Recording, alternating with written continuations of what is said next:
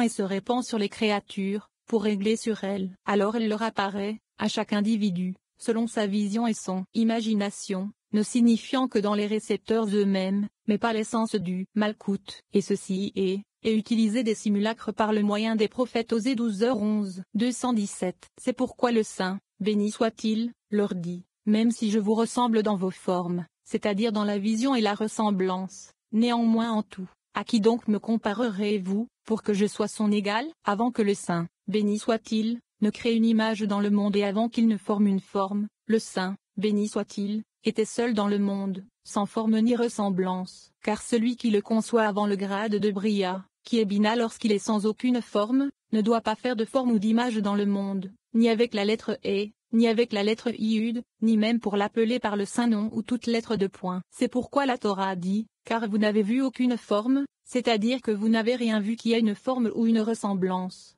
218. Après avoir fait cette image du chariot de l'homme céleste, il est descendu et a été attiré là. En lui, il est nommé par la forme des 4 lettres Iud et Vav, nommé les 10 Séphirot, Keter, Shoma, Bina, Tiferet et Malkout afin que les gens puissent le saisir par le biais de ses attributs, qui sont les Séphirot dans chaque attribut. Il fut appelé El, Elohim, Shadé, Tzvaot, et Ei, afin qu'il puisse le reconnaître dans chacun de ses attributs, et comment il gouverne le monde avec Z et jugement selon les actions des gens. Si sa lumière ne s'était pas répandue sur toutes les créatures, comment pourrait-elle le reconnaître et comment cela pourrait-il s'accomplir? La terre entière est pleine de sa gloire. Ésaïe 2.3, 219. Malheur à celui qui le compare à un attribut quelconque, même à l'un de ses propres attributs, et certainement pas aux humains dont le fondement est dans la poussière. Iov 19. Qui sont périssables et sans valeur. Mais la ressemblance que nous employons est uniquement en fonction de son pouvoir sur cet aspect,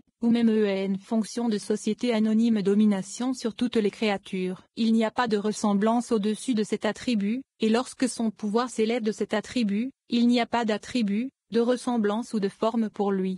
220. C'est comme la mer, car l'eau de la mer qui s'en écoule n'a aucune forme concevable, mais par l'expansion de l'eau de mer sur le récipient, qui est la terre, elle acquiert une forme, et nous pouvons alors calculer, nommer la source de la mer est une source en émerge, en fonction de son expansion dans un récipient rond, qui est un Iud. Nous avons donc 2 formes, la source est une, et la source qui émerge de celle-ci est la seconde. La source est le secret du Keter, et la source est le secret de la Shoma. 221. Ensuite, il fit un grand récipient, semblable à une grande excavation, qui fut rempli de l'eau qui coulait de la source. Ce récipient est appelé mer. C'est le 3e récipient, à savoir Bina, et ce grand récipient se divise en 7 courants. L'eau s'est répandue de la mer vers les 7 ruisseaux comme dans de longs réceptacles. Il y a donc une source, une mer et 7 cours d'eau, ce qui fait 10. Si l'artisan veut bien briser ces vases qu'il a façonnés, l'eau retournera à la source et les vases brisés resteront secs sans eau. 222. Ainsi, la cause des causes a fait 10 Séphirot et a appelé Keter la source, et il n'y a pas de fin à l'écoulement de sa lumière. C'est pourquoi il s'est appelé lui-même l'infini, et il n'a ni ressemblance ni image. Il n'existe aucun récipient capable de le concevoir ou d'en avoir une quelconque connaissance. C'est pourquoi il a été dit de lui, ne cherchez pas ce qui vous est inconcevable et ne cherchez pas ce qui vous est caché. 223. Ensuite, il fit un petit récipient qui est le Yud. Il l'a rempli à partir de la source. Et il l'a appelé une source jaillissante de la sagesse. Il s'appela lui-même sage, et il appela le vase Shoma sagesse. Ensuite, il fit un grand récipient et l'appela mer. Il l'appela Bina compréhension, et il s'appela lui-même incompréhensif. 224. Il est sage de lui-même et comprend de lui-même, car Shoma n'est pas appelé Shoma de son propre chef, mais plutôt à cause du sage qui l'a rempli de son propre puits. Bina n'est pas appelé ainsi de son propre chef, mais plutôt à cause du compréhensif qui l'a rempli de son propre puits. Et s'il s'était retiré et élevé d'elle,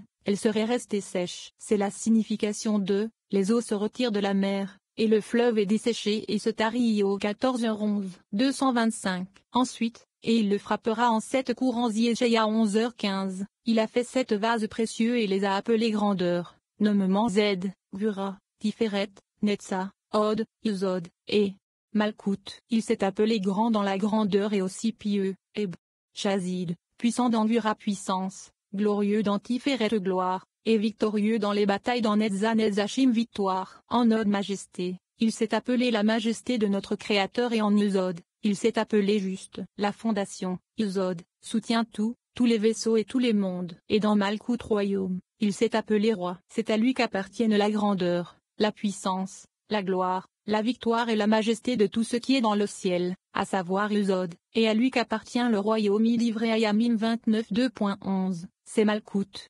226. Tout est dans son autorité, soit pour diminuer les vaisseaux, soit pour augmenter ou diminuer leur jaillissement, comme il le veut avec eux. Il n'a pas sur lui une divinité pour augmenter ou diminuer en lui. Par conséquent, cela se réfère aux vaisseaux du monde de l'Azilou. 227. Puis il créa des serviteurs à ses vases d'Atsilu, un trône avec 4 piliers et 6 marches pour le trône. Au total, ils sont 10. Tout ensemble est appelé trône, qui est le monde de Bria, comme la coupe de la bénédiction à laquelle ils ont attribué 10 choses à cause de la Torah qui a été donnée en 10 commandements et à cause du monde, qui était l'œuvre de la création qui a été créée avec Didi.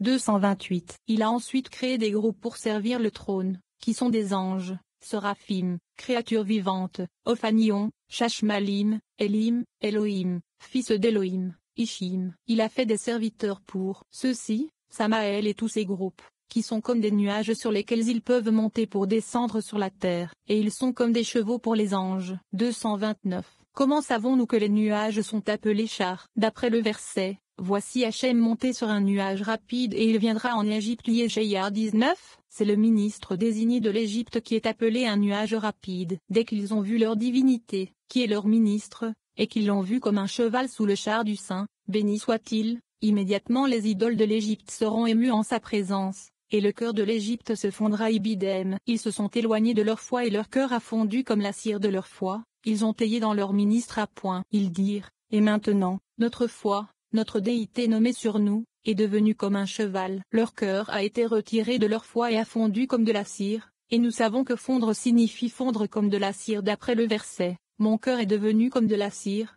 il a fondu au milieu de mes entrailles. Tzilim 22h15.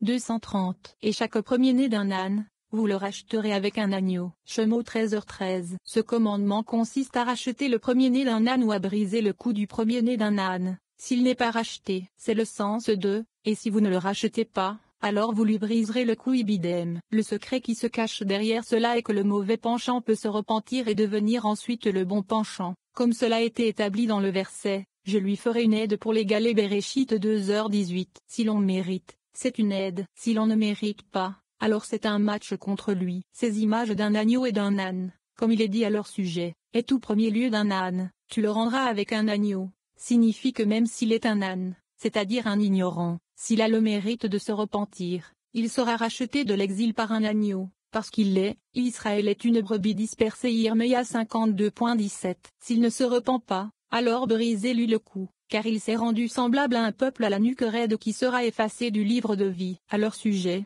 il est dit, quiconque a péché contre moi, je l'effacerai de mon livre. Shemot 32 2.33. 15. Les téphilins. Rabbi Shimon explique l'importance et le secret des téphilines de la main et des téphilines de la tête. La téphila, ou prière, attire la sainteté d'en haut, comme tous les fleuves se jettent dans la mer. On nous dit que les 4 portions des téphilines de la tête sont Shoma et Bina, Tiferet et Malkout, dans le secret de la lumière céleste qui émerge du néant, Keter. Ensuite, Rabbi Shimon décrit en détail la première portion, sanctifiée, la deuxième portion, Bina, la troisième portion, Shma, et la quatrième portion, le secret de la justice sévère. Les téphilins à main sont similaires, mais sont tous dans un seul compartiment. Rabbi Shimon nous rappelle qu'une personne doit mettre les téphilins tous les jours afin d'être à l'image élevée de l'en haut. Puis Bo termine en affirmant qu'un jour, tous les peuples connaîtront et craindront Dieu.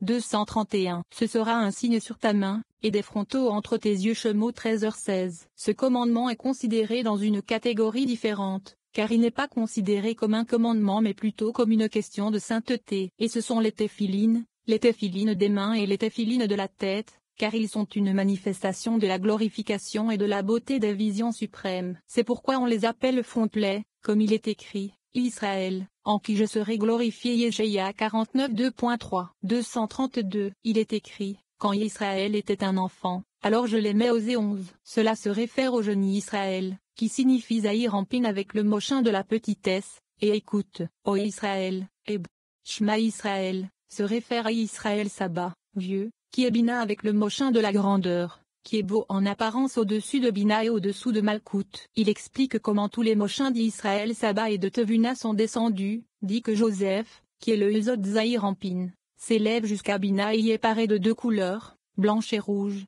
qui se trouvent dans les deux colonnes de Bina, réconciliant les deux colonnes de Bina, accord avec le sens de trois émerge d'un, un existe dans trois. Avant qu'il ne s'élève vers Bina, il est appelé jeune, et à la fin, après qu'il ait été couronné avec le mandrin de Bina, il est appelé juste. Comme il est beau ce qu'on voit en lui, c'est le secret. Et Joseph était beau et favorisé. Bereshit 39 2.6. Il était beau de deux côtés, qui sont la droite et la gauche, sur deux niveaux, qui sont Shoma et Chassadim, en deux apparences, qui sont blanches et rouges, en haut Bina et en bas homme et femme. Car après avoir fait la médiation dans la Bina, il descend et fait la médiation entre l'homme et la femme. 233. Il est écrit: et tu feras ce qui est juste et bon. Devarim 6h18. Le droit fait référence aux téphilines de la main, qui sont Malkout, pour l'améliorer, ce qui signifie lui conférer par les téphilines de la tête, qui sont Zahir-Ampin, afin qu'ils deviennent un. Les téphilines de la main sont données avant les téphilines de la tête, et il ne doit y avoir aucune séparation entre eux. 234. Celui qui est couronné de téphilines est dans la même catégorie que les précédents, et appréhende les deux significations que nous avons mentionnées à propos de Joseph, qui est appelé jeune et aussi appelé juste, signifiant dans le secret du serviteur fidèle et le secret du fils unique. Il s'agit des téphilines de la main, qui sont le secret du jeune homme et du serviteur fidèle, et des téphilines de la tête, qui sont le secret du fils unique et vertueux. Les deux sont en fait un seul principe, comme mentionné. 235. Les quatre passages qui se trouvent dans les téphilins sont dans quatre compartiments dans les téphilins de tête. De même qu'il y a quatre compartiments dans les téphilins de tête, de même ils sont tous dans un seul compartiment dans les téphilins de main. Ceci est dû au fait que les téphilines de la main, qui sont Malkouti, n'ont rien en propre, mais ce qu'elles reçoivent d'en haut, de Zahir-Ampin. Et comme elle les reçoit en même temps, elle n'a qu'un seul compartiment, mais Zahir-Ampin les reçoit l'un après l'autre. Ils sont donc dans quatre compartiments. C'est la signification secrète de « tous les fleuves se jettent dans la mer Kohelé 2.7 » car les fleuves qui coulent de Zahir-Ampin se jettent dans le Malkout, que l'on appelle mer, parce qu'il les reçoit d'en haut, de Bina. Il est appelé Tfilin, et est sanctifié par leur sainteté. Il est appelé sainteté parce que les moshines de Bina sont appelés sainteté, et il est appelé Tfilin, et alors Malkout est appelé le royaume complet des cieux. 236. Nous avons déjà expliqué le sens de ces quatre passages en de nombreux endroits. Mais le premier passage, sanctifie-moi tous les premiers-nés Zeb, Kadosh, Shemot 13 2.2, qui est Shoma, est un secret céleste qui incorpore les quatre compartiments, qui sont Shoma et Bina, Tiferet et Malkout dans le secret de la lumière céleste, qui est Shoma qui émerge du néant, qui est Keter appelé rien. Chacun des quatre passages, Shoma, Bina, Tiferet et Malkout, les inclut tous et chacun à Shoma et Bina, Tiferet et Malkout.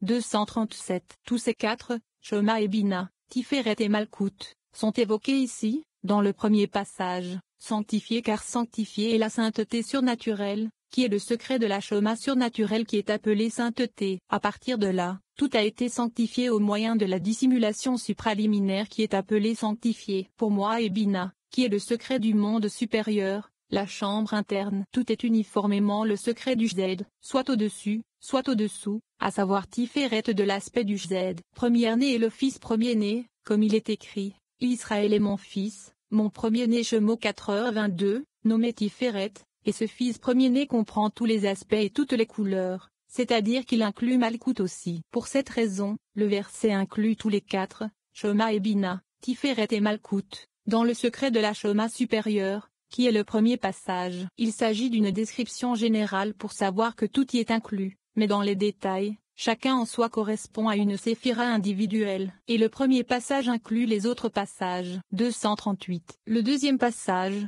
et il en sera ainsi lorsqu'Hachem te fera venir. Vezeya qui Yeviacha, Shemot 13h11, et Bina. L'exode d'Égypte est contenu dans ce passage, qui est venu du côté du jubilé qui est Bina. C'est pourquoi il commence par, et ce sera, parce que ce terme se rapporte au jubilé. C'est pourquoi son nom est et il sera, parce que la forme de il sera, Veya, au temps futur, ne se rapporte qu'ici à Bina, et dont le sens est qu'il coulera vers le bas pour briller sur les luminaires, qui sont hommes et femmes, et existent dans le niveau inférieur, qui est Malkout, tous se rapportant au même secret, puisqu'il illumine d'une manière secrète. Il n'est pas appelé ouvertement par ce nom, Veya, mais est plutôt donné aux sages pour le connaître. Par conséquent, Bina est marqué du nom sacré dans le mot Veuya, Vavaïudé 239, le troisième passage qui est entendu.